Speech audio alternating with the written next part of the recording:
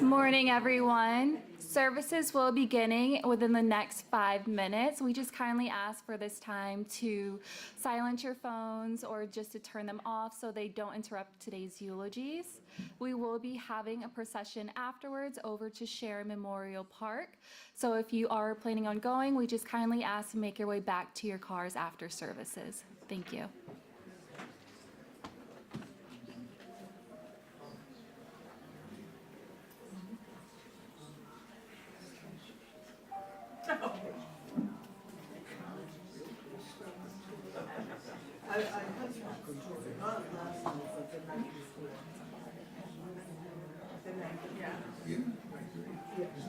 Not last year.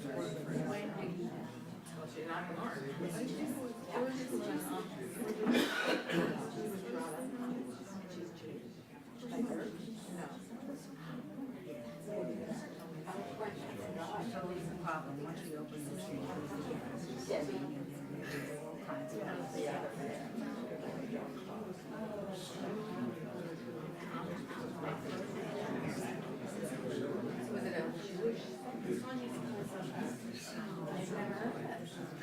Was this not a shock?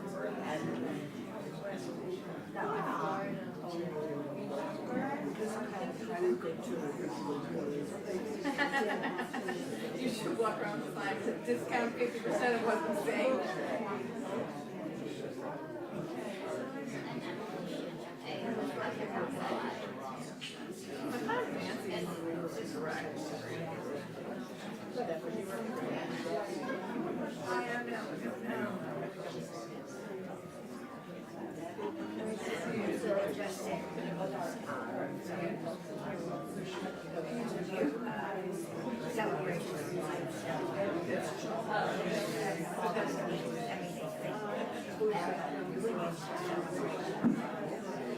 I don't know.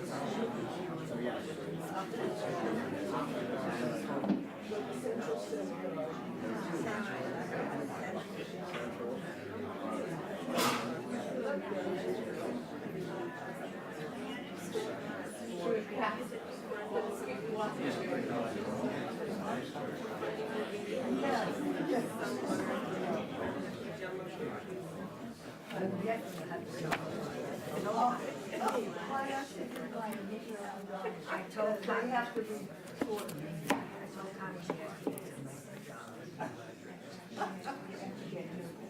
make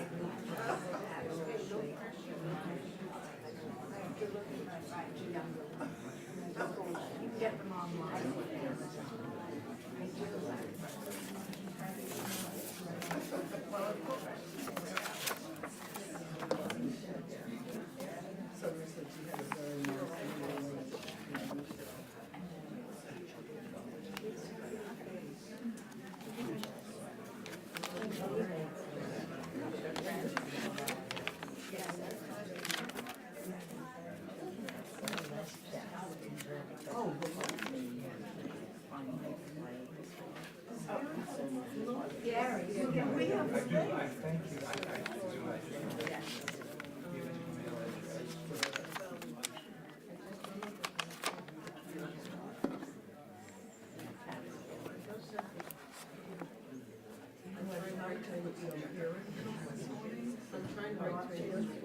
I mean, yes, there was one, I couldn't find the holes on it.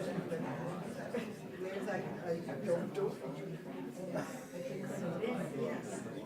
I was rushing, so I didn't try very hard. I think you should have a hard time. Yeah, no, this one doesn't have a lot of back. It's a little, but I still really.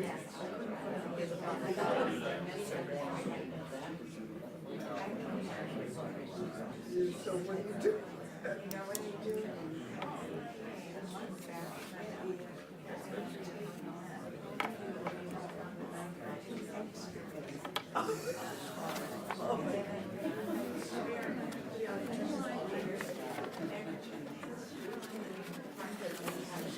Well,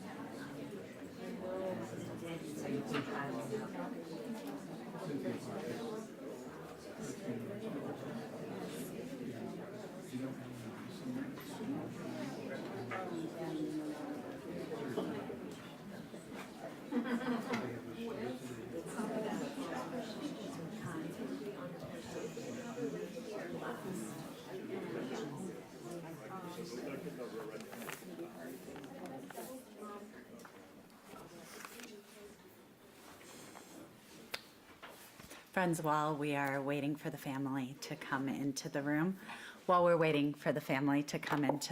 if you do happen to have any cell phones on you, could I please ask you to silence them at this moment so that we can be. One of the great things that Joe was an intensive listener. If you were in the room, Joe was focused on you. Let's bring our attention to him and to his life.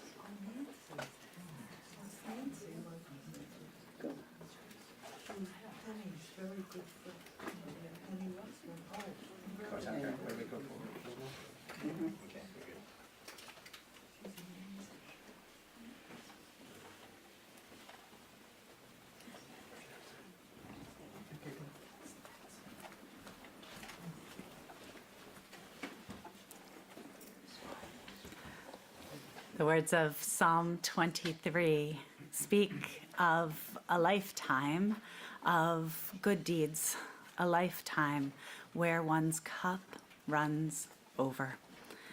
Mizmor leDavid, Adonai roi lo echzar, binot asher bitzeni, al mei menuchot yanaleni, nafshi eshovet, yancheni b'magle tzedek leman shemo, gam ki elech b'geit salmavet lo irara, ki ata imadi,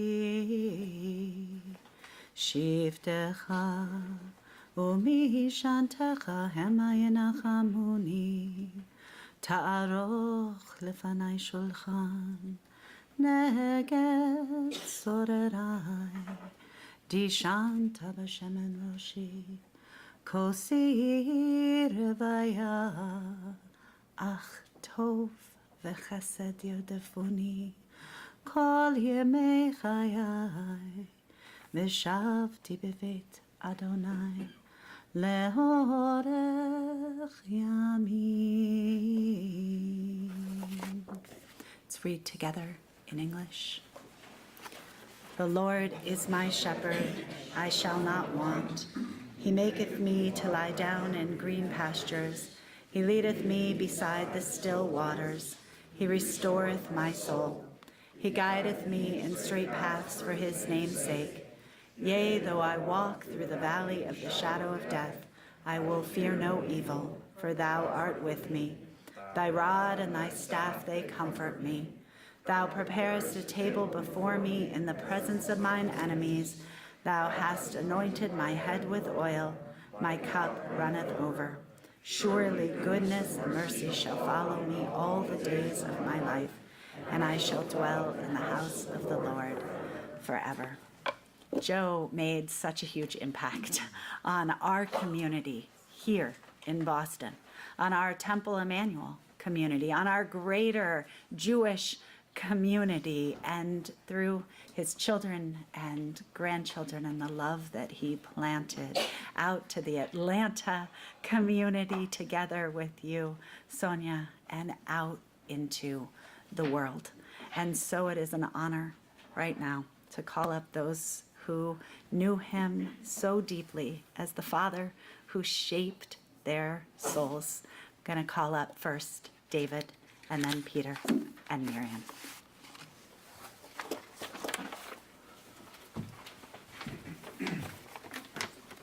Good morning, and boy, I'm glad I get to go first. First, I want to thank my daughter, Sarah, for helping me organize my thoughts and make me seem more competent than I actually am in writing all this today. So I have a few comments, a few thoughts, and maybe a few extemporaneous comments that might hit me here as I go. So, today is a day of sadness. We'll miss Dad, but also relief that he is no longer suffering from Alzheimer's, but also a celebration, as we keep hearing, of an extraordinary life and the kind of the people and how many people he impacted. He was a man who cared about the community that he lived in and always wanted to give back in some capacity. Some of you know my father from his involvement in organizations like Jewish Family and Children's Services, CJP, Hebrew College, and his many decades on the Newton Designer Selection Committee. He was president of J. Slotnick Company from 1971 to 2006. His legacy can be found in the brick and mortar foundations of schools, libraries, hospitals, and other buildings across New England, fostering communities for many decades to come. So I had the fortune of knowing Joe first and foremost as a loving father. When he came home from work in the evenings, he was home with us. Family was important to him. He always had time for his kids. Whether he was taking us to hockey practice at 6 in the morning, remember Peter getting up and, oh my goodness, up at 4 to get ready, cheering us on at Little League games, or fighting with me about my math homework, and they were epic battles, I can assure you. He and Sonia took us on so many wonderful trips to experience worlds we have otherwise been unfamiliar with, which shaped us as the adults we became. Joe was a father who gave me a license to laugh. He was quick-witted, always loved a good joke, whether it was clean, dirty, or somewhat in between. But I want to share a story about how he helped me fall in love with sports. On July 5th, 1970, 7-year-old David and his good friend Michael Persky went to Fenway Park with our dads to watch their first Red Sox game, playing the Indians, now the Guardians. I remember we got to witness an inside the park home run from a journeyman player named John Kennedy. Imagine a Kennedy in Boston. Unbelievable. But I also remember he bought me a pen and pencil set shaped like baseball bats, and they're somewhere in my house. I never let go of them. It was a fond memory. And we always talked about how frustrating the Red Sox were until the World Championship in 2004. And by the way, I need to add one comment, because Joe would not be pleased with the state of the Red Sox today. And this is the last place you'd hear him say, "John Henry, please sell the team, please." He took us to the American League Championship Series in 1975, and then gave me and Peter tickets to the World Series that year when they played the Cincinnati Reds in the Big Red Machine. And I remember he had 2 tickets that day. And he said, I'm going, and I'll take you or Peter. You have to guess a number between 1 and 10. Whoever gets closest will go with me. Peter guessed right, I guessed wrong. I cried. Dad said, take my ticket. Take my ticket. And we were, 12 years old. And we got to watch the Red Sox sadly lose that day. But they lost to a great Cincinnati Reds team. But he was also able to share with us, these games were meaningful, they were exciting, and he was able to share with us the importance of sportsmanship and leadership. And through that, I've started a new tradition with my son Cameron and my good friend Mike Sams. We come up every year to Boston, and we come watch a Bruins and a Celtics game. And that's a tradition we have started, which I'm really excited about, but all started with Joe starting us with the idea of sport. He was a man who valued education, valued it so much I could not get my first pair of cleats for Little League until I knew my multiplication table. I busted my ass to learn those tables, and I couldn't wait to get that first pair of cleats. When I started working with my dad as a teenager at Slotnick Company, he hardly gave me the easiest jobs. Everyone knows the Chestnut Hill Mall, and there used to be Filene's.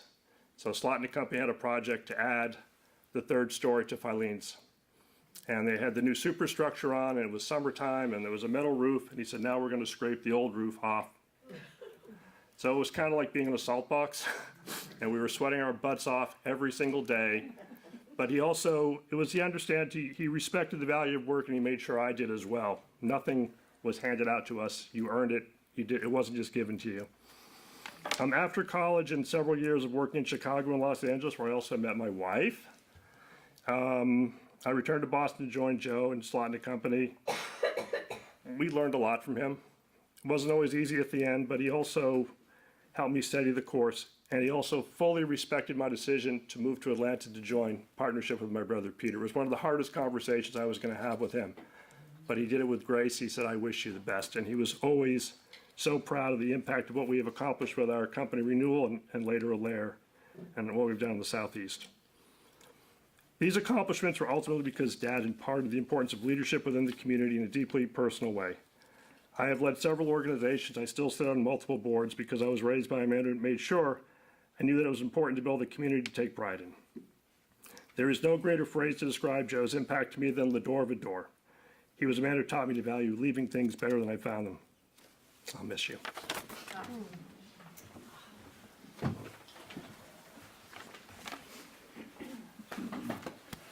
Peter.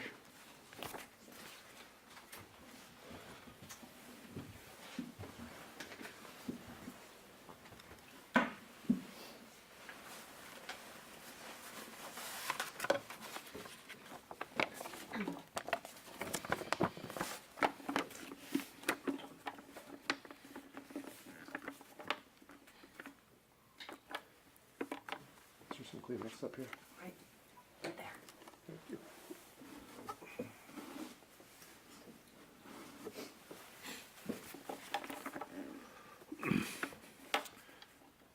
Dear Dad, I hope you don't mind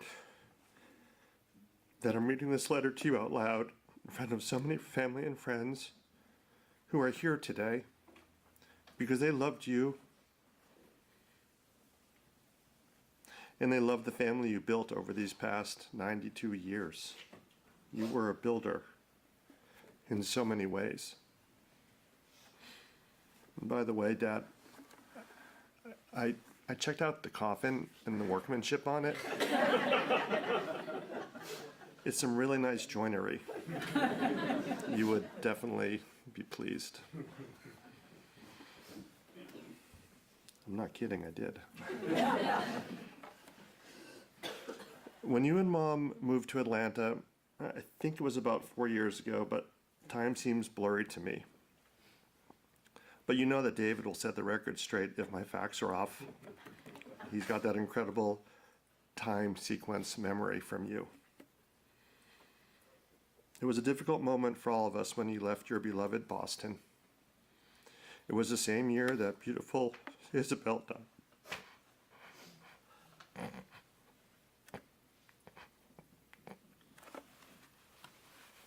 Died by suicide. It was the same year that my marriage of 23 years dissolved. It was the closing stages of the pandemic. And it was the year or the year after you had been diagnosed with Alzheimer's. I had an upfront seat together with Mom, David, Toby, Sarah, Cameron, Jeremiah, Aiden, and Emily to join you on your journey from the man, the father who I admired and loved, the man who never missed an opportunity to talk with a stranger, who quickly became strange no more, into a man who could soon not put more than 2 words together. I was thinking last night that these past years felt like watching a glacier melt. At first, I was thinking an ice cube melting, but you were no paltry ice cube floating in your favorite drink of single malt scotch. No, you were a towering glacier, like those images we see of those mountains dancing in the Arctic waters, and like we see in those tragic images of the glaciers melting. It feels so parallel to the past 4 years, sitting with you as you cleaved away. You dissolved in front of me. Where did you go, Dad? My own work was to both be with you on this journey, but also to not let these past years in any way define who you are to me.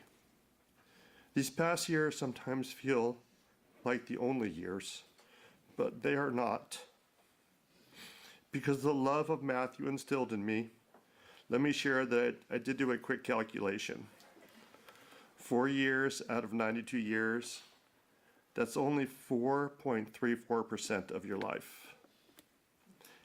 It's not an insignificant amount, but 95.66% of your life came before Alzheimer's began to rob you of clarity and speech and laughter and joy and big, beautiful smiles. When you moved to Atlanta, you spoke in complete sentences. You still laughed and smiled. You'd say, "Hi, Pete. Is Emily here too?" Slowly, that ability melted away until a single hi, a flicker on your lips suggesting a smile, that felt like a triumphant moment. I realized that the problem with comparing you to a glacier is that glaciers are cold, ice. But you were the very opposite of that, Dad. Easy to smile, quick to laugh, always so warm, so embracing, so full of love. Lucy, your dog, and every dog always found their way onto your lap. Dogs have love radar. They know. And you love jokes, like David said, especially those dirty ones. And as I sat with you these past 4 years, it was my inner work to not deny what was happening to you. But two, I didn't want that to be who you are to me in our relationship. So I'd conjure memories, and sometimes when it was just you and me sitting alone, I'd share some of those memories. Those 95.66% of your life that, for me, defined you and my love for you. My deepest appreciation and gratitude that I had the privilege to be called your son and to call you Grandpa to Jeremiah and to Aiden. Dad, I know you've heard Mom say that Alzheimer's is the long goodbye. She's right. We all know she is right. She's always right. When I sat with you on Thursday afternoon, just hours before you took your final breath, I've been saying goodbye to you for the past 4 years. Not long ago, I was sitting on a beach with Jeremiah. We were in El Salvador. We were watching the sun's slow descent over the Pacific Ocean.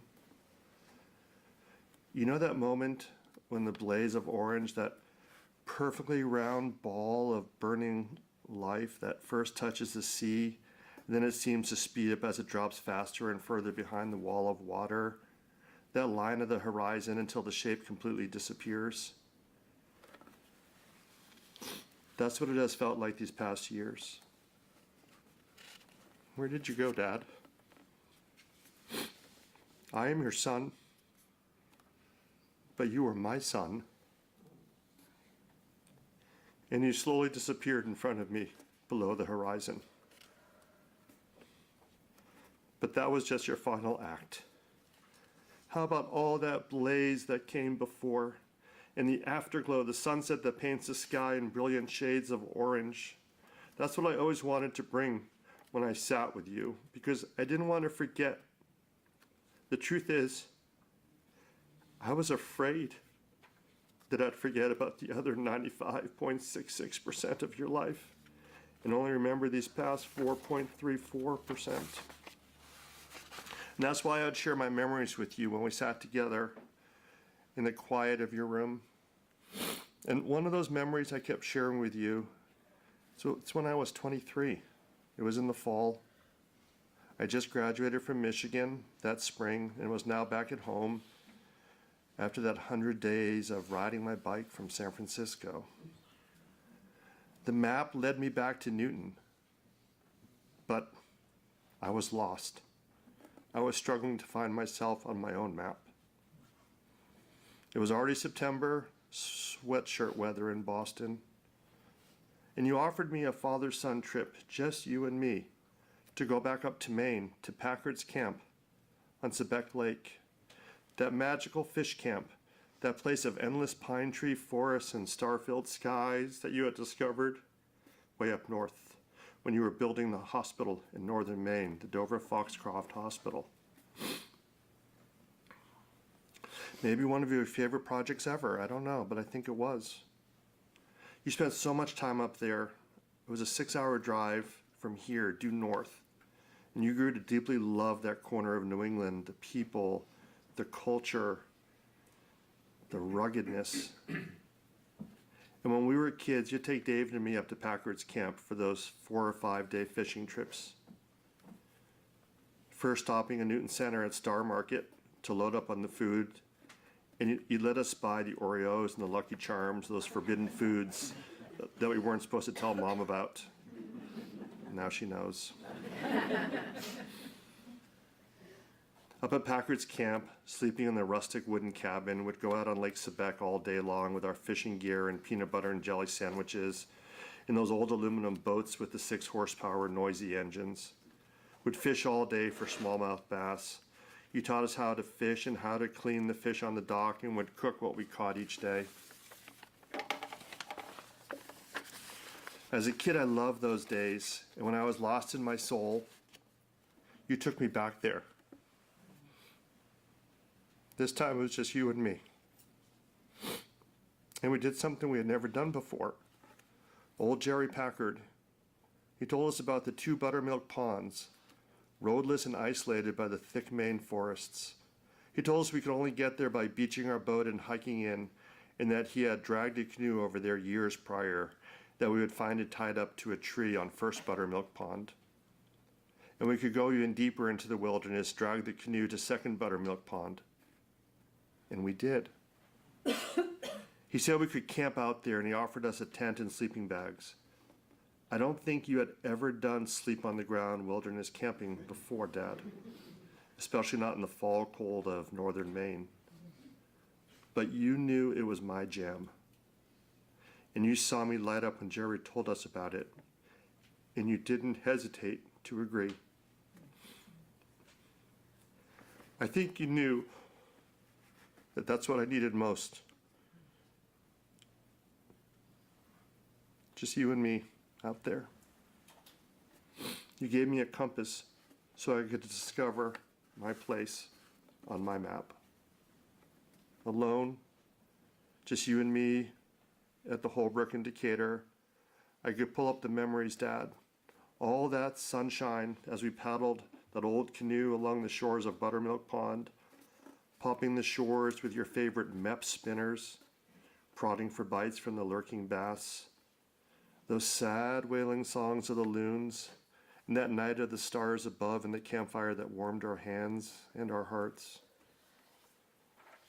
But mostly I remember your yes to me. It was an unselfish yes. It was your willingness to go outside of your comfort zone. It was your giving of yourself for another.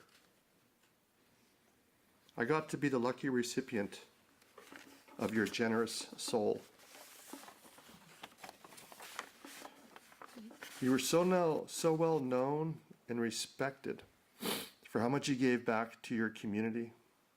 You always told us it was our responsibility to leave the world better than we found it. So you dove so deeply into serving on the PTA, at John Wart School, at CJP, at Hebrew College, chairing the City of Newton Design Selection Committee, to mention a few, and you never asked for anything in return. It was truly humble leadership. Those offerings of your time and wisdom and leadership were quite public, but only because they were. But that September trip to Maine, where you gave your son a moment to figure out where he was on his own map, a private giving that only you and I knew about, that was totally you, Dad. Sleeping on the cold Maine ground, I remember the next morning you told me you had a splitting headache. And then you didn't mention it again. It wasn't to be stoic, you just didn't want that discomfort to define our adventure.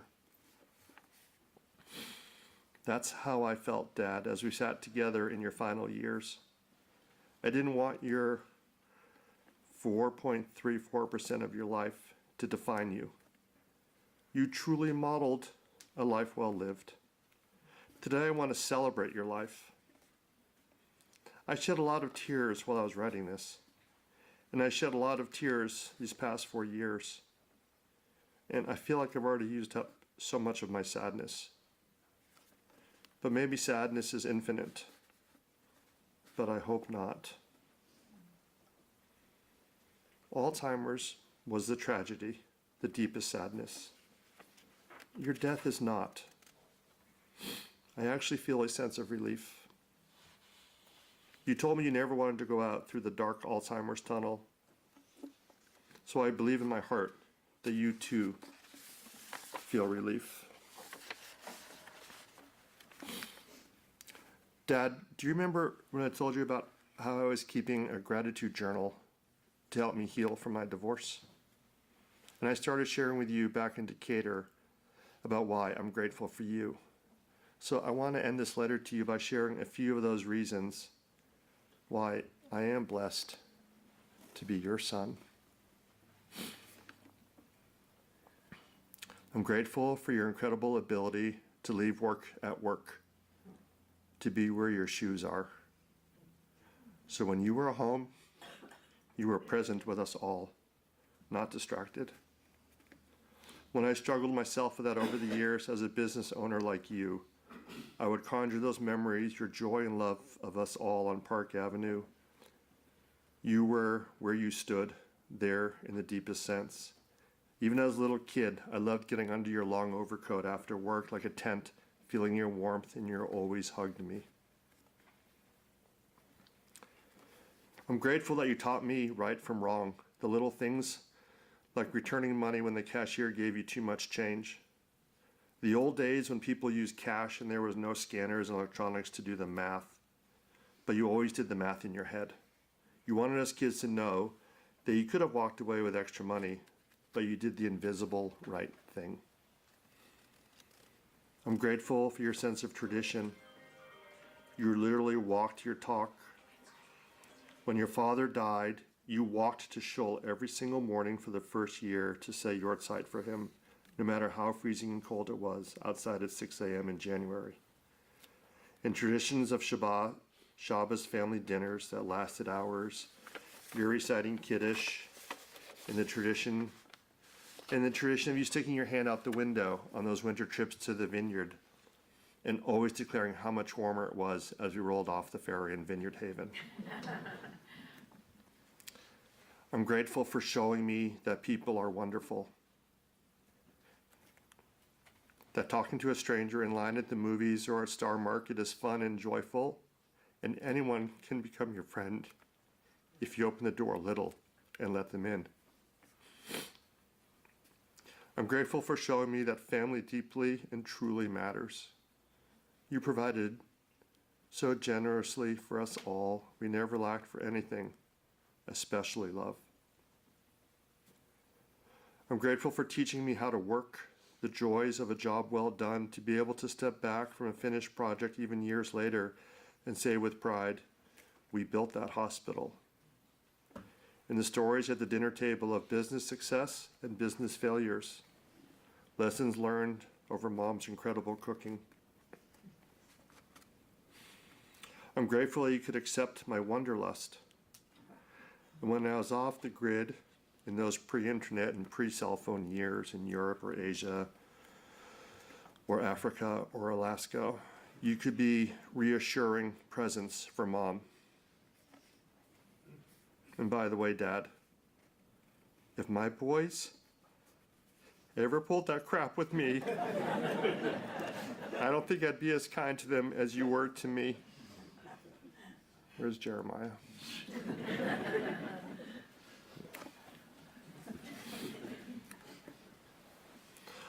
I'm grateful that Aiden and Jeremiah got the chance to have you in their lives as their beloved grandfather. The other day, Aiden reminded me how you took him to Fenway to see the Red Sox battle the Yankees.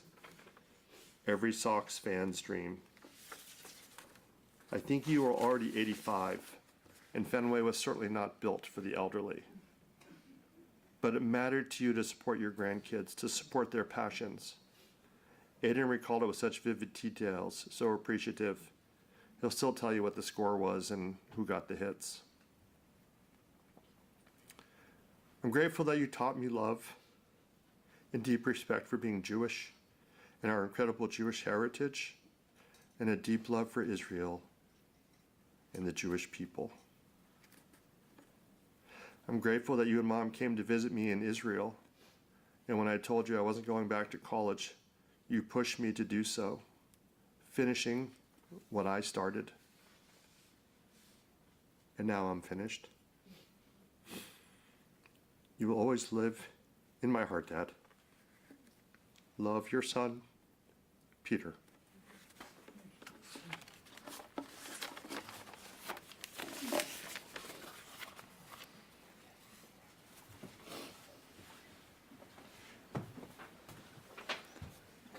Miriam. I wish I had gone second. Birth order really sucks. I had actually suggested it should be youngest first, and Nancy, I'm sure, would agree that that would have been better. But it's okay. I don't have quite as much to say, but you're going to see some threads of continuity here, math being one of them, which is really interesting. We did not read each other's words before hearing them today, and there are so many threads of continuity. So it would take days to relay all the moments that illustrate who my father was to me. His enduring love, unwavering support, genuine kindness, and that wry smile that he wore whenever he was trying to suppress laughter at the most inopportune moments. Not everybody here may have seen that, but we did at home. And I will tell you that smile almost always broke into full snorting laughter. And it was contagious. And it was certainly enough to send me and my brothers into hysterics right alongside him. And Mom loved that so much. Over these past weeks, I've been poring over family photos, some familiar and others new to me. And David, I want to thank you for being an amazing family historian for all of us. There's one of Dad holding me in his lap, feeding me a bottle while talking to my brothers. Another of him standing beside me with his arm around my shoulder. He's wearing that beaming smile, which contrasts considerably to my middle school scowl. It was my mom who took these photos. And I believe in these and countless other images, Dad's smile is a reflection of his love and adoration of her. Again, I know this is about my dad, but it's about our relationship. So I'm just going to spend a moment about the good times of adolescence. They were not exactly a peaceful chapter. There was emotional mayhem. There were endless trips to the mall. My brothers did not have that experience as much. Dad was lucky.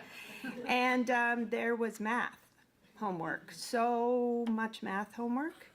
And there was some yelling, and that was mostly for me. And I will tell you that Dad led with patience and love, as you have all heard in so many ways today. He had an incredible ability to let go of small annoyances. So I guess my yelling was a small annoyance, and focus on what truly mattered. When I got into a fender bender once in his car, his first question when I called him wasn't about the car. It was, "Are you okay? Is anyone hurt?" That was who he was to his core. People mattered more than things. Love mattered more than inconvenience, and connection mattered more than conflict. And he stayed connected. In my adulthood, we talked a lot. Not long conversations, but frequent conversations. He'd just call to say hello. He'd call to tell me something about him and Mom that was happening, or a trip. He'd call to tell me news about my brother's business. He called in the afternoon when school was letting out to ask if he could pick up my girls and bring them home, with, of course, the unspoken plan of ice cream on the way. He would call to tell me about an historical home he was working on. His semi-retirement was filled with projects that he loved. He loved what he did. He loved family. He loved his work. He loved so many things. And he would call to say, I love you. So those calls may have been brief, but they were not small. They were his way of letting all of us know we were in his thoughts every single day. In looking at those photos that I talked about and the flood of memories, it has brought forth this essential truth. My father showed up for every stage of my life. Not perfectly, no parent does, but fully, consistently, and with love. My father most certainly taught by example. He showed up, he gave us steadiness, he gave us warmth. While losing him leaves an ache that words cannot fully capture, I know how fortunate I am to have been loved by him, to have heard his laughter, to have seen that smile, to have had a father who never let us doubt that we mattered to him. I will miss him, and I do miss him terribly, and I have been missing him for some years. But I will also carry him with me in laughter, in stories, in patience with the people we love, and in every moment I will do my best to choose what truly matters. I imagine that he's smiling right now, that smile. Maybe his arm will be around Isabel's shoulder, and she may, too, give a scowl or smile, and it would be a perfect time for him not to laugh. Thank you. Thank you all for being here. Thank you. Well, as we hold that beautiful image, as we hold Isabel of blessed memory in our hearts, we would like to call up the grandchildren to remember their beloved grandfather. Sarah, Jeremiah, and Aiden will share some remembrances as Cameron and Aubrey stand by.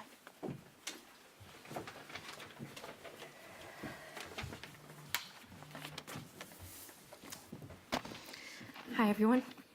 My name is Sarah, and 30 years ago, I had the honor of making Joseph Michelson a grandfather.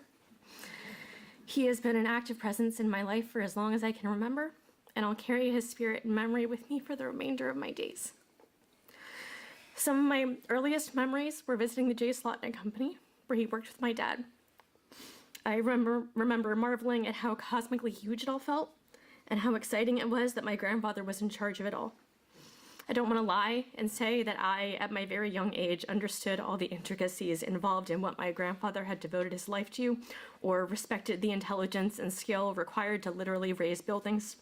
Mostly, I just liked the big trucks and the idea that my grandpa was the boss.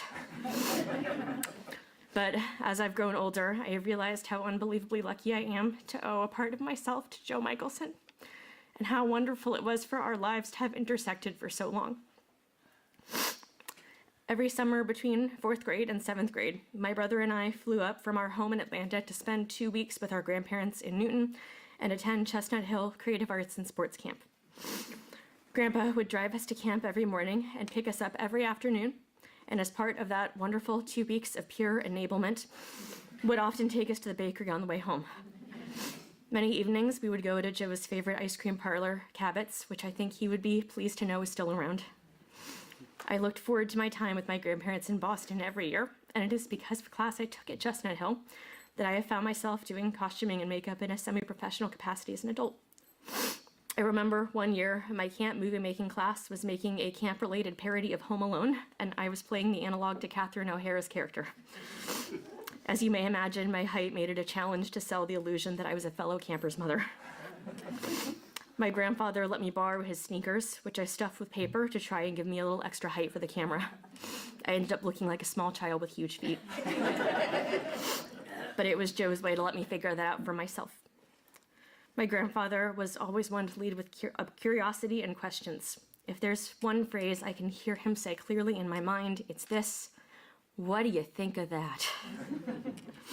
He was a lover of books and history and encouraged us to be lifelong learners. The children's books we got to read at our grandparents' house were always way more highbrow than what our friends got to read. When I began my studies at Wellesley, he and my grandmother would regularly visit me on campus and host me at their home. Both were proudly present when I presented my research for my undergraduate thesis, even though the presentation was very, very early in the morning and it was about horror novels and movies. Years later, when my grandfather was in the mid-stages of Alzheimer's, we were having dinner together at the assisted living center in Atlanta, where he and my grandmother were at the time. I was complaining about the job market and asking him about his early career when he very quietly asked me, "Are you happy?" I wasn't sure how to respond, but standing here now, I realize how fleeting it all is and how I am so happy, so unbelievably happy to have been your granddaughter, Joe. Thank you so much for sharing your life with me, and I'll miss you more than I have words to express.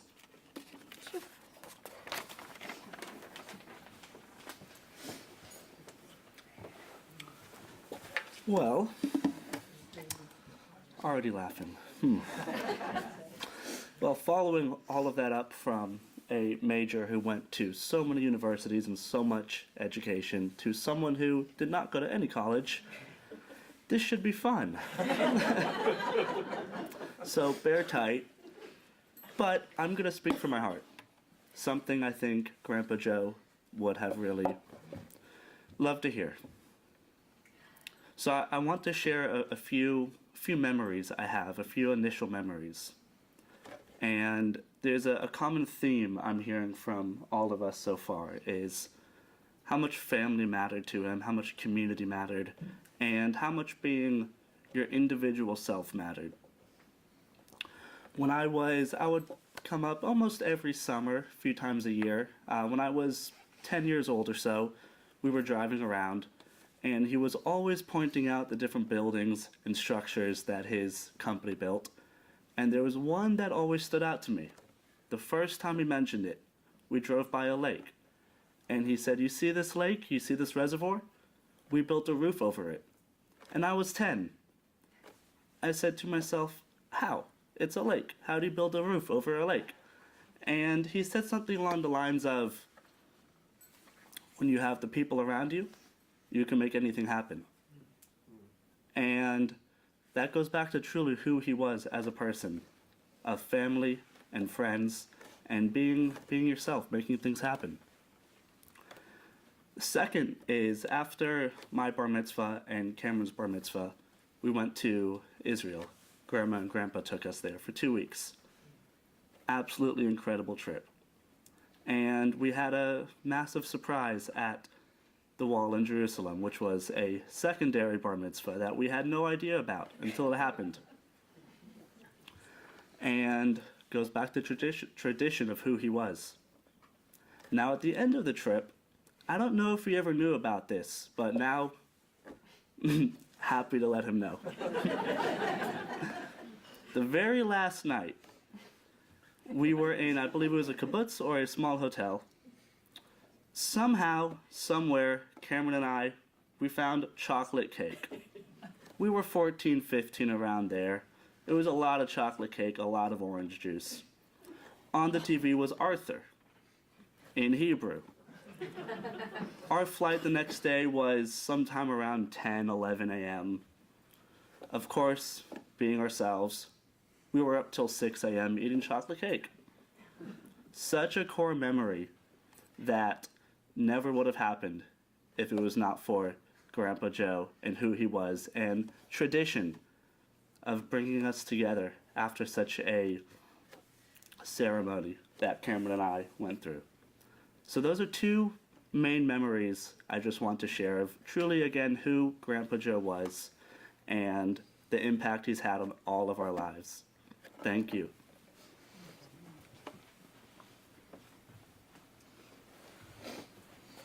Hi, I'm Aiden. Grandpa was just such a kind person, and he would just always make sure to check on how I was doing. I love talking to him about Boston sports. That was just one of my favorite memories with him.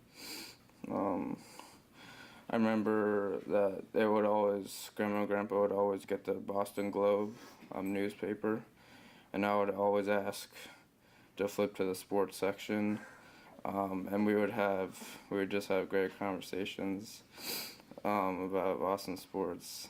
I just love talking to him about that. Another one of my favorite memories was that he taught me how to play cribbage.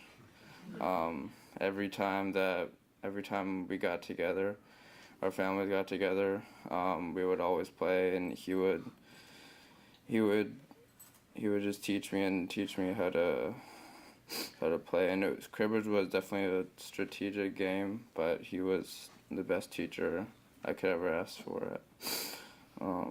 And as my dad said, he took me to my first ever Red Sox Yankees game, and Red Sox won 9-4, and I think they won 9-4 because of Grandpa. And I miss you so much, Grandpa. And I love you so much, and may your memory be a blessing.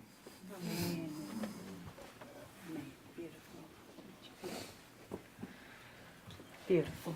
Thank you each. As each of you have so beautifully shared, Joe was a builder in every sense of the word. Like our ancient ancestors in this week's Torah portion, Bamidbar, who built the most epic construction project imaginable, the Mishkan, but they built it around family banners. So too, Joe built buildings that were epic, buildings that will outlast any lifetime, and he did that centered around his family banner. He loved his family. He was so proud of his family of origin, of his father, George's Menschlichkeit, his mother, Bella's steadfastness and steadiness, of his sisters, Ruth Ann of blessed memory, and his baby sister, Nancy. What a treasure it was, and what pride it brought him to belong to such a family. Joe built home. A tremendously accomplished professional, his most important building project was the one that he made with you, Sonia. That was it, the two of you. Joe was always a wonderful combination of passion and practicality. He was a romantic. He would love to surprise you with countless ways of whisking you off your feet with a twinkle in his eye and an easy laugh that was contagious. You would look around your house and say, if only we had a little more room. And Joe would smile and he would say, okay, I'll call the architect.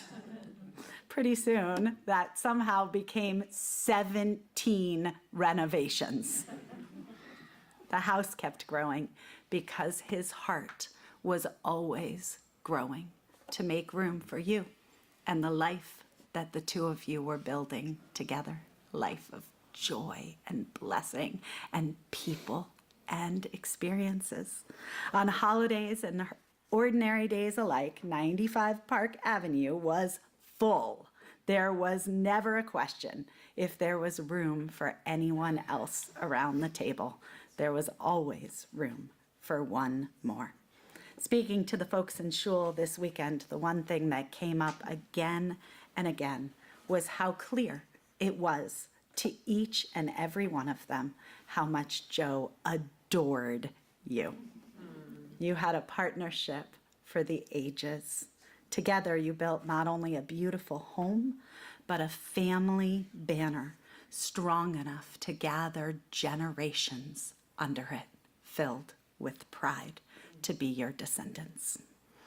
Joe built family. Today, each of you, gather here within that strength, the strength of each other. But he was always ready and willing to welcome someone else. His nieces and nephews were like they were his own, and you felt like he was your own. Toby, when you first entered into the family, when you first met your future Boston in-laws, you were a little bit nervous about what that would be like. But from the first second, they welcomed you with a hug and with tremendous love. That hug for Joe was partnered with some tremendous practicality. The morning after you arrived, well, I suppose we should say that you're from Southern California, and you had barely even seen snow, let alone driven in it. But the morning after you arrived, it snowed, and Joe turned to you and said, "It's time to learn how to drive in the snow." Now, you wondered? Now, that was Joe. Welcome to the family. Now let me show you how to survive New England winters. He did that for you, but he did that for so many. He brought you in with affection and then made sure that you were equipped for life. David, Peter, and Miriam, one of the great gifts that your father gave you was being so fully present. When he was home, he was home. There was challenge and trouble at work. He carried a heavy weight, but as soon as he got to the door, he put that weight down. He taught you that family deserves not the leftovers, but the best of what we have to offer. Joe built values. What organizations did he not volunteer for? I mean, really, CJP, Newton Designer Selection Committee, Hebrew College, Temple Emmanuel. He lived and taught his children to live a life of service. He had a clear moral compass. Peter, you remember a time when you were at the store and your father, big on mental math, did a quick calculation of the change that he had received in return for his payment. Without hesitation, he turned to the cashier and said, "Excuse me, sir, but I think you've given me too much change." Miriam, as he humbly chauffeured you on those tween trips to the mall, he got an earful of girl gossip. If ever the conversation turned to tearing someone down, he would have none of it. He was usually quiet, but in those moments, he would step up, turn around, and say, "Girls, if you don't have something nice to say, don't say anything at all." He taught you, by force of his consistency, that decency mattered, that honesty mattered, and that people matter most in this world. Your kindness that you have cultivated is a result of that strong moral core. David and Peter, you carry that legacy in your own work as builders. Your father taught you that craftsmanship matters, that working people deserve honor, and that if something is worth doing, it's worth doing well.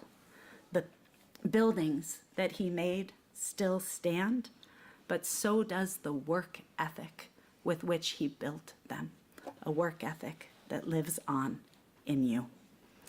Joe built a life of Jewish commitment. Joe's Judaism was not abstract, it was lived. It was in the rhythm of the high holidays. It was in Israel. It was in Minyan, where he warmly was remembered this morning. Anybody who heard of his loss said, "Wow, what a man he was." It was in his ritual and his love of ritual. You remember how he movingly shared that after his own father passed away, Peter, you said it this morning, he walked in the snow, in the sleet, in the ice, in the freezing rain to Temple Emmanuel every day to make minyan, to lay, to fill in. That ritual brought him so much joy. He didn't need theology or philosophy. He simply knew, this is what my Father would have wanted. This is what we do as Jews. This is family. May you carry that legacy with you too. Which is why Bamidbar this week is so fitting, because the Israelites built something eternal by standing firmly grounded around their family banners too. Joe learned that lesson. Joe lived that lesson.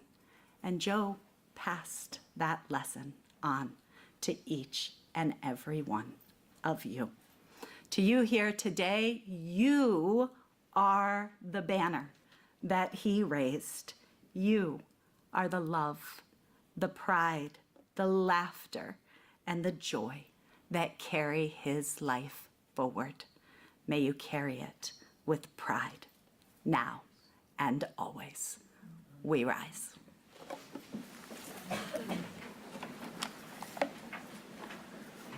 El male rachamim shochen b'maromim, hametzeh menucha nechona tachat kanfei hashchina, b'malot kedoshim utehorim, kezohar harakia masirim, et Yosef ben Gershon שהלך לעולמו, בגן עדן תהא מנוחתו. אנא בעל הרחמים, הסתירהו בסתר כנפיך לעולמים, וצרור בצרור החיים נשמתו. אדוני הוא נחלתו, וינוח בשלום על משכבו, ונאמר Amen.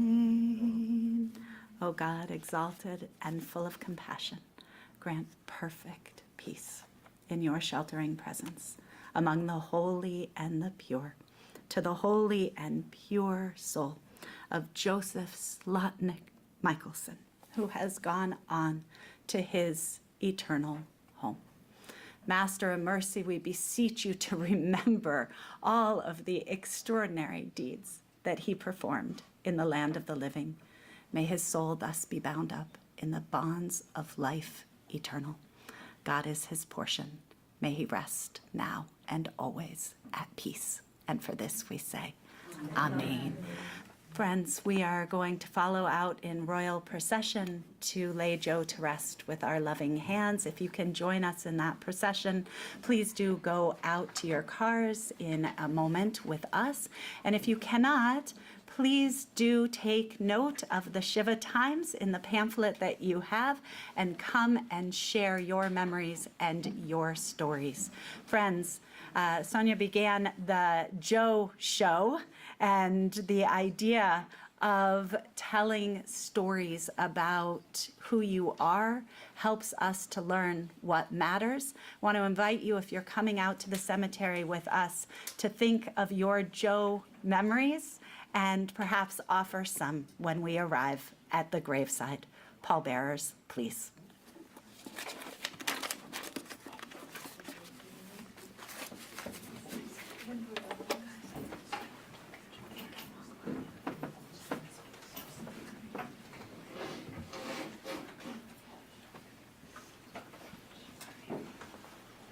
I could have the pallbearers line up side by side on the casket.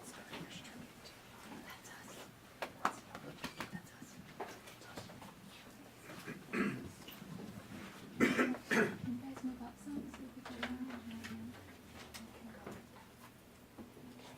So if you want to go on each side.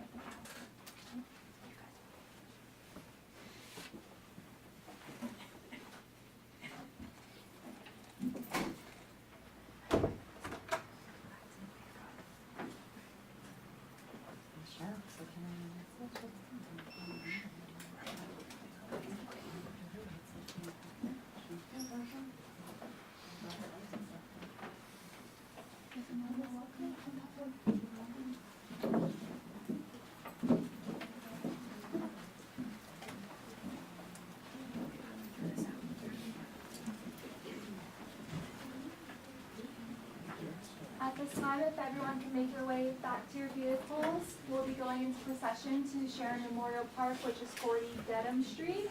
We ask for you to hang on to your handouts with all the Shiva information on it.